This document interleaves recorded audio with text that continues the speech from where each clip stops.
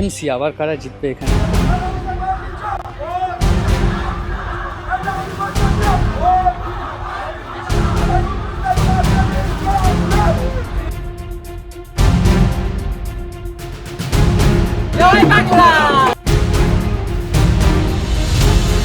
এখানে রাস্তার infrastructure massive বাজে। লাভলি মৈত্রী জিতবে।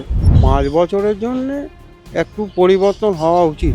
রূপা গঙ্গোপাধ্যায় বনাম অরুন্ধতী মৈত্র অর্থাৎ লাভলি মৈত্র, সোনারপুর দক্ষিণ বিধানসভা কেন্দ্রের রাজনৈতিক লড়াইয়ের চিত্র। কি বলছেন তৃণমূল কংগ্রেসের প্রার্থী থেকে আম জনতা, জানাবো আপনাদের। চকলেটটা খাবে, ঠিক আছে? চকলেট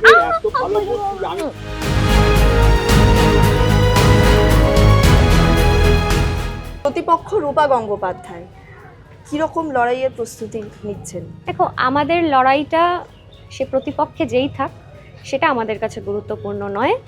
আমাদের লড়াই করার মূল হাতিয়ার হচ্ছে আমাদের উন্নয়ন, এবং উন্নয়নকে সাথে নিয়ে আমরা এগিয়ে চলেছি। প্রতিপক্ষ যেই থাক সেটা নিয়ে আমরা কেউ বিচলিত নই। বিরোধীদের অভিযোগ যে লাভলি মৈত্রের জনসংযোগ খারাপ এবং সেই কারণেই প্রাথমিকভাবে দল থেকে কেন্দ্র বদলের একটা কথা শোনা যাচ্ছিল। বিরোধীরা তো সারা বছর মানুষের পাশে থাকে না, কোনো খোঁজ খবর রাখে না সোনারপুর দক্ষিণ বিধানসভায় কি হচ্ছে কি হচ্ছে না। আমার সঙ্গে মানুষের সংযোগটা 24 ঘন্টা 365 দিন, সারা বছর সারা মাস আমি প্রত্যেকটা পাড়ায় প্রত্যেকটা এলাকায় মানুষের সঙ্গে কথা বলতে যাই, মানুষের সঙ্গে দেখা করতে যাই, মানুষের খোঁজ খবর নিতে যাই। এবং এমন কোনো এলাকা, এমন কোনো পাড়া আমার বিধানসভায় নেই যারা বলতে পারবে না যে বিধায়ককে তারা কোনোদিন দেখতে পায়নি বা বিধায়ককে তারা কোনোদিন কাছে পায়নি। এটা আমি 5 বছর ধরে করেছি এবং মানুষের সমস্যার কথা আমি নিজে শুনে সেটা সমাধান করার চেষ্টা করেছি। 100% না পারলেও আমার যতটা সম্ভব হয়েছে 5 বছরে আমি ততটা করেছি। বিরোধীরা বলছে, সেটা আমি জানি না তারা কোথা থেকে খবর পেয়েছে, আমার কাছে এরকম কোনো খবর ছিল না।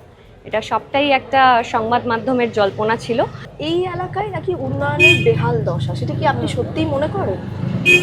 আমাদের 5 বছর আমরা যা যা উন্নয়ন করেছি মানুষের স্বার্থে, দিদির উন্নয়নকে মানুষের কাছে পৌঁছে দিয়েছি, তার একটা রিপোর্ট কার্ড আমরা তৈরি করেছি এবং আমরা মাথা উঁচু করে প্রত্যেকটা বাড়িতে বাড়িতে মানুষের হাতে সেই রিপোর্ট কার্ড তুলে দিচ্ছি এবং প্রত্যেকটা মানুষ তারা নিজেরাই দেখে নেবেন তার এলাকায় কি কি কাজ হয়েছে এবং এই 5 বছর সরকারি কি কি পরিষেবা তারা পেয়েছে এবং কি কি উন্নয়ন তাদের এলাকায় হয়েছে। তো আমরা সারা বছর কাজ করি, আমরা মাথা উঁচু করে সম্মান নিয়ে মানুষের কাছে যেতে পারি এবং আমাদের কোনো মিথ্যে অসত্য কথা বলার কোনো দরকার হয় না, কারণ আমরা কাজ করি, আমরা দিনের শেষে মানুষের কাছে রিপোর্ট কার্ড নিয়ে যেতে পারি। যারা বলছে তারা সারা বছর তো দেখা পাওয়া যায় না, তারা ভোটের সময় ভোট পাখির মতো আসে, মানুষকে অনেক কুৎসা অপপ্রচার বোঝানোর চেষ্টা করে। কিন্তু আমার বিশ্বাস সোনারপুর দক্ষিণের মানুষ এত বোকা নয়। তারা যেটা চোখে দেখছে, তারা যেটা অনুভূতিতে তাদের যেটা আছে, তারা যেটা অনুভব করছে, সেই হিসেবেই তারা শেষ সময় সঠিক সিদ্ধান্তটা তারা নেবে। আগামী কি কি উন্নয়নমূলক পরিকল্পনা রয়েছে? দেখুন, কাজ করার ইচ্ছে থাকলে না কাজের কোনো শেষ হয় না। প্রত্যেক দিনই নতুন নতুন কিছু ভাবনা চিন্তা নিজের এলাকার মানুষের জন্য করা যায় এবং নতুন নতুন উন্নয়ন বা দিদি যে প্রকল্পগুলো আনছেন মানুষের স্বার্থে, মানুষের জন্য, সেগুলোকে মানুষের কাছে পৌঁছে দেওয়া। এবং যেটা আমি গত 5 বছরে আমার স্বপ্ন ছিল, আমি করতে পেরেছি। একটা হসপিটাল আমার এলাকায়, আমার খুব ইচ্ছে ছিল যে একটা ভালো হসপিটাল করা হবে, কারণ এখানে কোনো হসপিটাল সেভাবে ছিল না। একটা রুরাল হসপিটাল ছিল। স্টেট জেনারেল হসপিটালের জন্য আমাদের ফান্ড চলে এসেছে এবং কাজ শুরু হয়ে গেছে। তো গত 5 বছরে এটা আমার স্বপ্ন ছিল, এটা আমি পূরণ করতে পেরেছি। আগামী 5 বছরের জন্য এরকম কিছু কিছু আমার স্বপ্ন আছে। সম্প্রতি রূপা গঙ্গোপাধ্যায়, আপনারই বিরোধী পক্ষ, একটি সাক্ষাৎকারে বলেছেন, যখন ওনাকে আপনার সম্পর্কে জিজ্ঞেস করা হয়, উনি বলেছেন যে উনিও একজন মহিলা, ওনাকে নিয়ে কোনো খারাপ কথা বলবো না। তো এই যে একটা বিরোধী পক্ষ মানেই আক্রমণাত্মক কথা বলার প্রবণতা, কোথাও গিয়ে কি মনে হচ্ছে চিত্রটা পাল্টেছে খানিকটা? দেখুন, আমিও কখনো ব্যক্তি আক্রমণে বিশ্বাসী নই, আর আমার এটা করতেও কখনো ভালো লাগে না। এটা গণতন্ত্র, এখানে যে কোনো মানুষ ভোটে দাঁড়াতে পারে, যে কোনো দল থেকে প্রার্থী হতে পারে, সেটা তাদের গণতান্ত্রিক অধিকার। যারাই আমার বিপক্ষে দাঁড়িয়েছেন তাদের সবাইকে আমার শুভেচ্ছা, আমার অভিনন্দন। এবং উনি আমার থেকে সিনিয়র, তো অবশ্যই ওনার প্রতি আমার শ্রদ্ধা থাকবে, সম্মান থাকবে। বাকিটা আমাদের লড়াই রাজনৈতিকভাবে লড়াই, আমাদের লড়াই গণতান্ত্রিকভাবে লড়াই, সেই লড়াই আমরা লড়ব।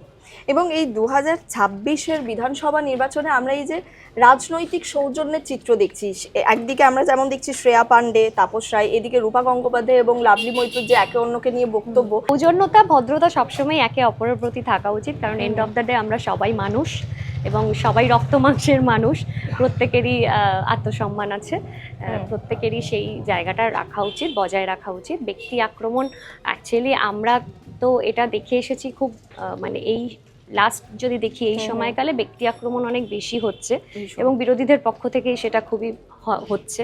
বিজেপির একাধিক নেতাদের দেখেছি মহিলাদেরকে অসম্মান করে, মহিলাদের টার্গেট করে যেভাবে অসম্মানিত করা হয়েছে, এটা বাংলার সংস্কৃতি নয়। এই সোনারপুর দক্ষিণ এলাকায় গোষ্ঠীদ্বন্দ্ব নিয়ে কি বলবেন?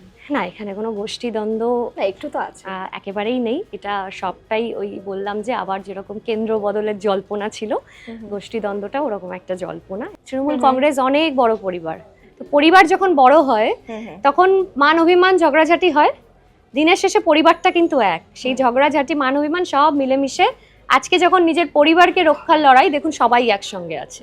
রাজন্না হালদার যিনি একসময় সতীর্থ ছিলেন, আমি এটা নিয়ে কোনো কথা বলতে চাই না। এবছর নতুন দল খুলে বিরোধী পক্ষ, এটা নিয়ে কোনো কথা বলতে চাই না। কিচ্ছু বলবেন না? বিরোধী পক্ষ যে সবাইকে নিয়ে আমি কথা বলতে পছন্দ করি না।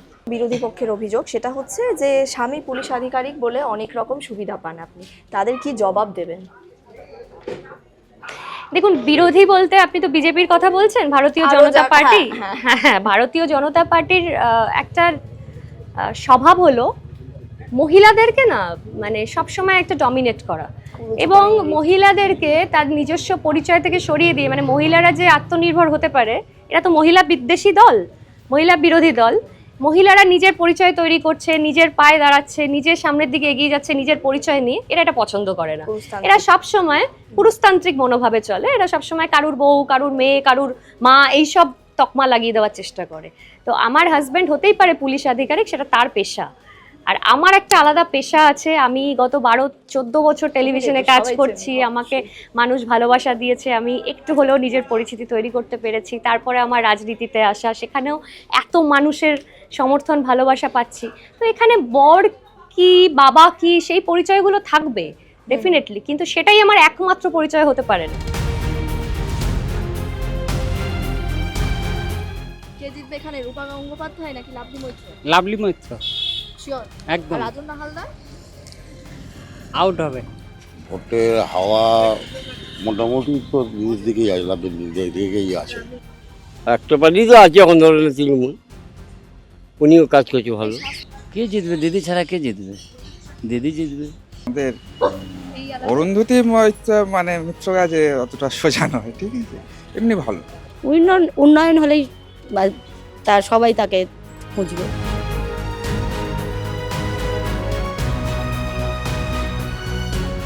আপনারা ইতিমধ্যেই শুনলেন কোন দিকে পাল্লা ভারী, তবে শেষমেশ কোন দল জয়ী হলো তা জানা যাবে 4 মে। ক্যামেরায় ব্রতিনের সঙ্গে আমি বৃষ্টি, সংবাদ প্রতিদিন.in।